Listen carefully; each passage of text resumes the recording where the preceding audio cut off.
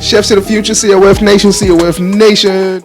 Color, or if they change that that logo beside, the name is whatever, but if they change that color, I don't think that they would have the same effect as far as their product being purchased if they change the color.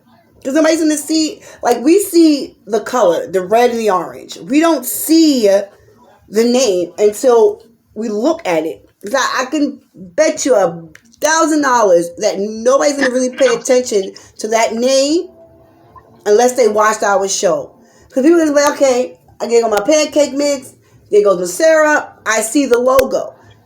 Until they look at it like, wait a minute, did I pick up the right brand? What's this? Because I know me as a consumer and as a shopper, I wouldn't pay attention to the name. I just know that that's just the color of Aunt Jemima's product. I'm going to go pick it up. Unless I'm standing at the register and I'm looking at my items, and then once I do that, then I will realize that this ain't Aunt Jemima. This Pearl Miller. Who the heck is Pearl Miller? I don't know who Pearl Miller is, just like Quaker Oats. When they changed the logo on Quaker Oats. That was never their logo. That was never their color scheme. I just started realizing that was all white and then with the blue lettering. Before, the package was blue and the lettering was white. So you just have to take your time now and just really evaluate. And then the taste will never be the same. I feel like with that being done, I feel like it's going to taste different. It's not going to taste the same. That's just my opinion. I can be wrong, but again, you're changing the whole concept of something that we grew up on. You bring up a great point because the brand recognition, even though it may not change from a recipe standpoint, the brand recognition could play a role in how the consumer psychologically, receives the product. Yes. So you do bring up a great point. It's like that's because I argue the same fact when it comes to new restaurants. When you have a new restaurant that kill it in the hospitality department, that really makes the customer feel like they're walking into a welcoming place. Yes. Their food could be subpar until they find a sufficient head chef, sous chef combination. But the customers will still come back and rave, and that you have that word of mouth and that longevity for a brand opening because you left a positive psychological effect on your customers. So I'm glad you mentioned that and you brought that up because I feel like that does play into the role of it. That really does. The brand recognition, and because I read a study, right, that was saying, hey, during the whole lockdown, people was running to products in the grocery aisle that they were most familiar with. Yes.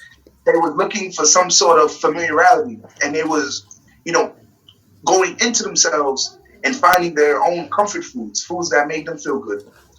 And it may have not been products that they've indulged in years, but because they had a positive, safe relationship with that specific product, they went back to it during this time.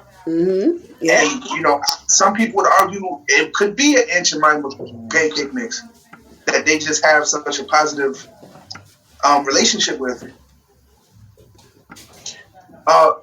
For me, I feel like it's not going to change the product, and most customers won't pay a mind to it, and their sales won't be affected, really. It's just the people like us and the shows like us that's making a big hoorah about it. Similar to like IHOP, when they changed their name to IHOP, the International House of Breakfast from the International House of Pancakes. And now it looks like neither one of them is going to be around much longer. Exactly. That's a topic. But that's a topic for another time. I do got one last thing, right, that I was thinking about.